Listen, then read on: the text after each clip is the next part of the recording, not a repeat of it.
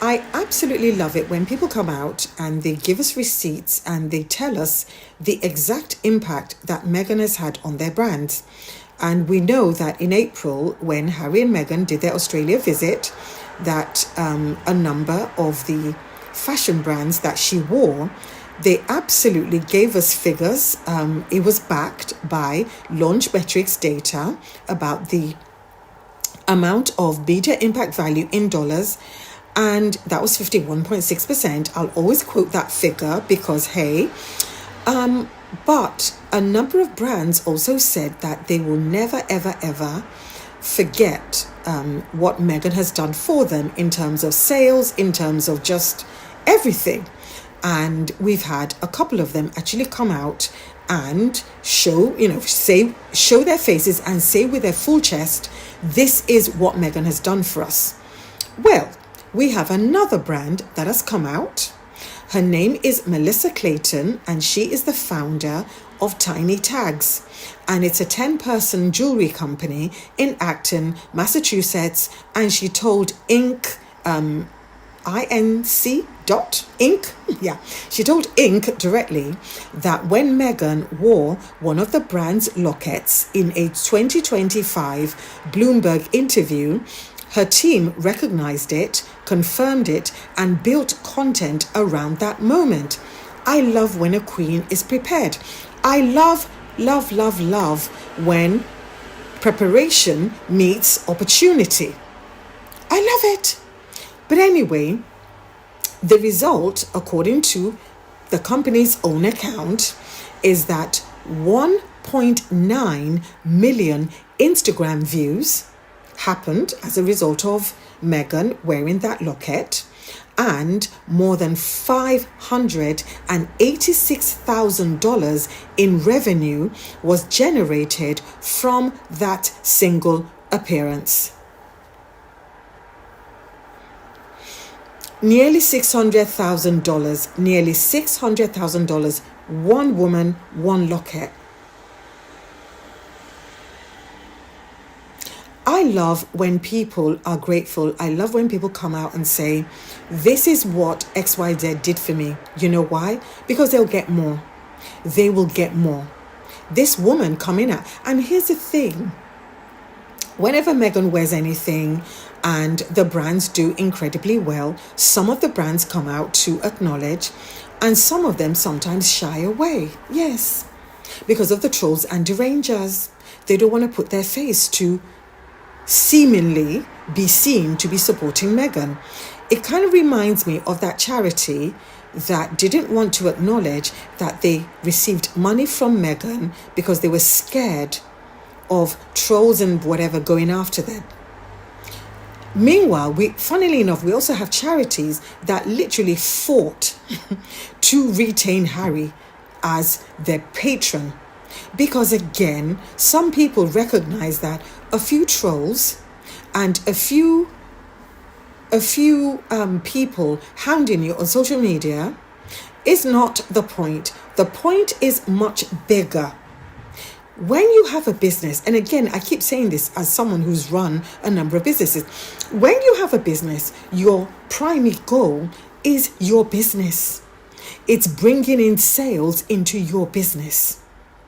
It's not a few trolls who have nothing better to do with their lives than to harass anyone associated with Meghan. That you need to let that be water of a duck's back. So I am so glad that Melissa Clayton has now come out to put a figure to say just wearing our locket generated nearly $600,000. $600,000 into our pockets. Anyway, this is the founder herself on record, right, with her own name attached, describing what happened to her business. Now, for me, I think what makes this piece worth reading way past the headline, because you know what the headline be like sometimes, but thankfully Ink is not a British tabloid. It is how deliberate the design of the locket was, because the locket had H on the front for Harry and it has the children's initials hidden inside. And then Melissa said that the locket was explicitly designed to feel personal, not to get photographed, but it was built for a mother who tries to keep her children private. So for me, that is a meaningfully different story than what people say about Meghan. Oh my God, she's trying to chase visibility. She's seeking attention. She's trying to take attention away from the other girl. It's none of that. Even Melissa acknowledges that, yeah, Meghan very private.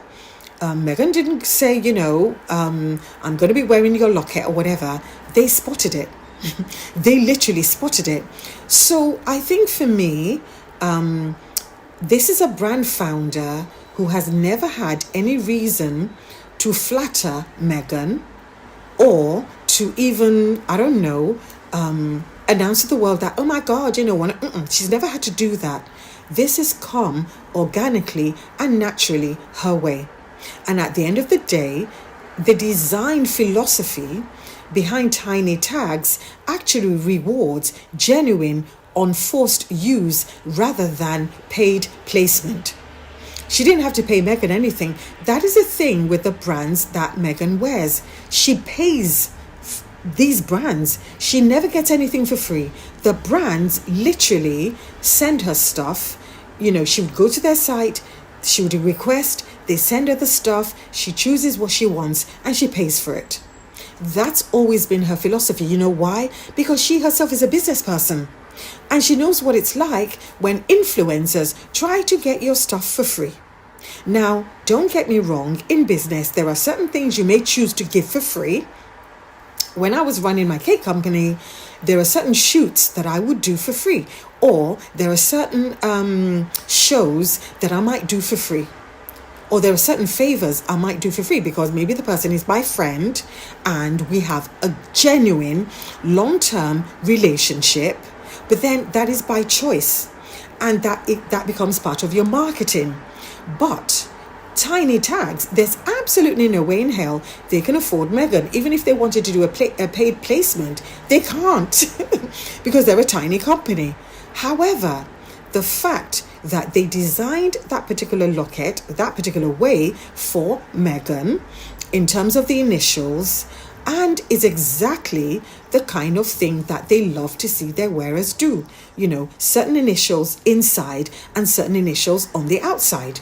And also, I feel that Melissa's broader philosophy makes the Meghan moment look less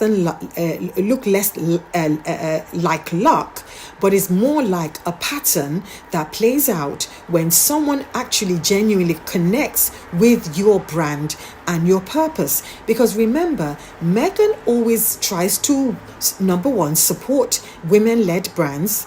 Number two, she supports the values and philosophy that resonates with hers. So even if you've got amazing products but your values do not mesh with hers, she probably ain't going to support you. So there's something about values, there's something about product, and there's something about the philosophy behind why you started your business.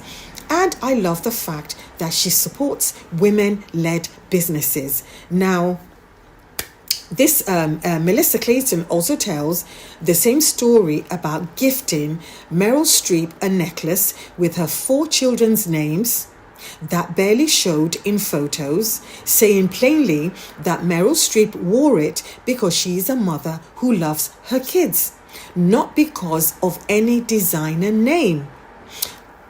Yes, Meryl Streep, an A-lister, wore the necklace, but I don't know if it generated the same amount of money in sales that Meghan wearing it did. So at the end of the day, this is a woman, Melissa Clayton, who has a specific philosophy. She has a specific way of driving her business. She knows exactly who she approaches, exactly who she works for, and it is paying off in droves. But anyway, The Meghan numbers are not an outlier. They're not an unusual thing for this brand, because at the end of the day, this is something that Melissa Clayton does. My amazing squaddies, welcome back to the channel, and thanks again for tuning in. Now squaddies, this story had me laughing because some people have spent years telling us Meghan can't move the needle anymore. Really? Then somebody explain this. Tiny Tags isn't some billion-dollar fashion empire with celebrity ambassadors flying around on private jets. It's a small, self-funded business built from the ground up. The owner wasn't sitting around waiting for a miracle. She put in the work, built her brand brick by brick, and then something completely unexpected happened. Meghan wore one personalized necklace during a Bloomberg interview. That's it.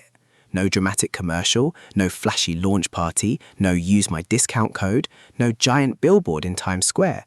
Just Meghan wearing a necklace like any normal person getting dressed in the morning. Then, boom. According to the company, millions of people suddenly noticed. Instagram views exploded, orders started pouring in, revenue shot past $500,000, and eventually the necklace sales pushed toward the $1 million mark. Now hold on for a second. If somebody can accidentally help your business while simply wearing your product, what exactly are we arguing about here? Because the internet loves talking. Oh, they'll write essays, they'll make 20-minute videos, they'll hold panel discussions with people looking very serious. But business owners, they don't pay their electricity bill with opinions, they pay it with customers. And customers clearly showed up. That's the part I find hilarious. Some folks were probably typing, Meghan has no influence anymore, while somebody else was adding that exact necklace to their shopping cart. Imagine calling someone irrelevant while your credit card is proving the opposite. That's comedy right there. This wasn't some carefully planned marketing stunt either. Nobody announced a partnership, nobody rolled out a campaign with fireworks and catchy slogans.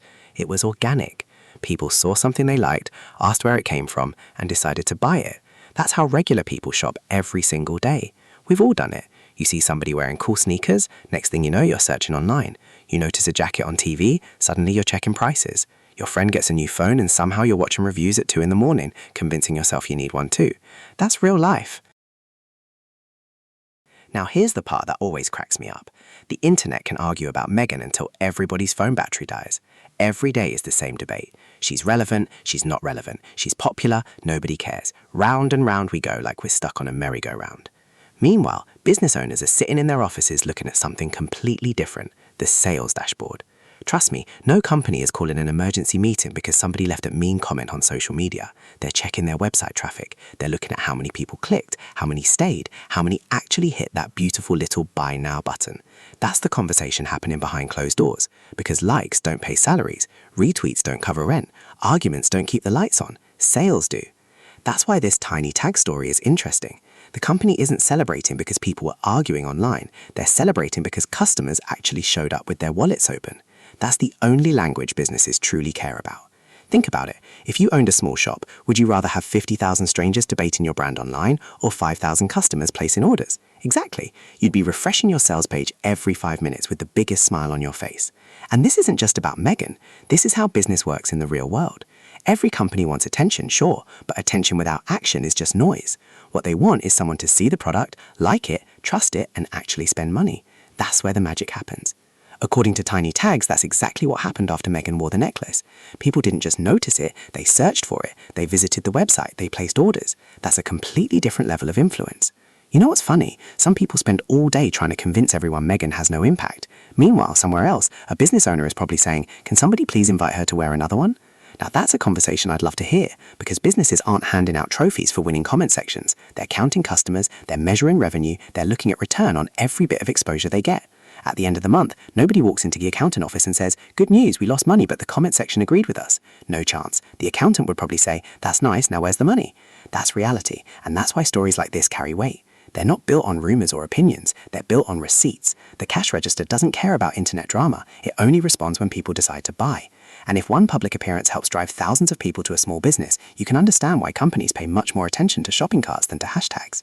The internet can keep arguing if it wants to. Businesses have already moved on to counting the orders.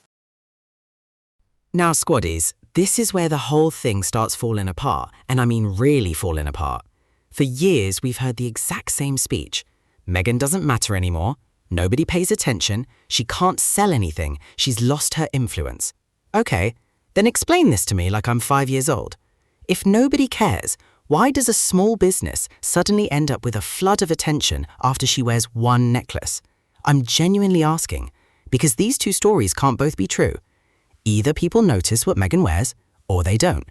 Either brands benefit from being connected to her, or they don't. It can't be both. See, this is why regular people get confused. You switch on one TV channel and hear that Meghan is completely irrelevant. 5 minutes later, there's another article breaking down what she wore, who designed it, where she was sitting, who she smiled at, and somehow even the weather outside. Wait a minute. I thought nobody cared. If that's true, why are we getting breaking news every time she walks outside? Somebody make it make sense. And it isn't just the headlines. Businesses are telling their own story. They're not sitting around making things up for fun. If a company says traffic jumped, orders increased, and revenue climbed after Meghan wore one of their products, that's something they can actually measure. They can open the computer, pull up the numbers, and see exactly what happened. Meanwhile, the internet is still having the same argument it had 3 years ago. It's almost like two completely different movies are playing at the same time. One movie says Meghan has no commercial value. The other movie has business owners quietly saying, well, our sales definitely went up. I'd probably trust the people looking at the cash register. Here's the funny part. The same people saying Meghan has no influence somehow know exactly what she's wearing every single time she steps outside. The shoes, the handbag, the earrings, the necklace, even the sunglasses don't escape the detectives on social media. Now come on, you don't keep track of somebody you think is irrelevant. That's not how life works. If I don't care about a football team, I'm not checking their score every weekend. If I don't like a TV show, I'm not watching every episode just to complain about it online. Regular people don't move like that. So when products keep selling, when brands keep getting attention, and when every appearance keeps creating another round of headlines, maybe it's worth asking whether the story we've been hearing actually matches what's happening in the real world. Because at the end of the day, there are two conversations happening. One is built on opinions, the other is built on results. And businesses usually don't pay their staff with opinions. They pay them with money that comes from customers. That's why stories like tiny tags keep getting attention. They remind people that headlines can say one thing while the marketplace says something completely different. And when those two stories collide, well, the receipts usually win. Now, squaddies, let's zoom out for a second because this story's bigger than one necklace. It's really about how people shop today. Let's be honest, most of us can smell an advertisement from a mile away. The moment somebody starts saying, "This is the greatest product ever," while reading from a script, we're already reaching for the skip button. We've seen it all before. Use my code for 20% off. This changed my life. Best purchase ever. Yeah, sure. People aren't as easy to convince anymore.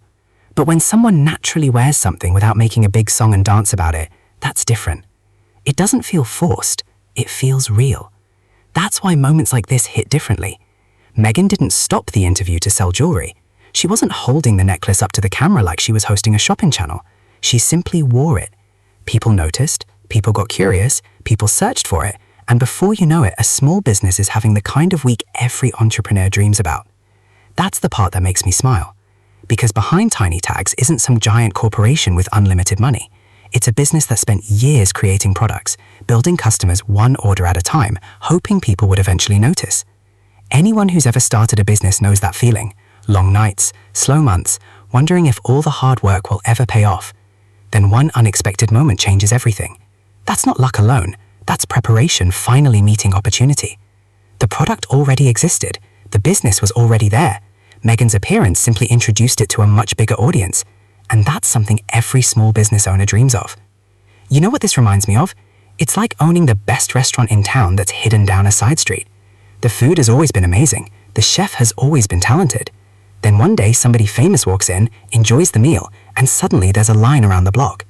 Did the food magically become better overnight? No. More people simply found out it existed. That's exactly why visibility matters. Whether you're selling jewelry, coffee, handmade candles, sneakers, or even homemade cookies, getting your product in front of the right people can completely change your business. That's the real lesson here. At the end of the day, headlines come and go. Social media arguments come and go. But when a small business owner opens the books and sees more orders, more customers, and more revenue after one public appearance, that's something you can actually measure. For entrepreneurs watching this, that's probably the biggest takeaway of all. Sometimes all it takes is one moment, one customer, One opportunity, one person noticing what you've spent years building. And when that moment finally arrives, you'd better have your shelf stocked. Thanks for watching, Squaddies. I really hope you enjoyed this one. I am your host, Miles. Catch you all in the next video. Goodbye.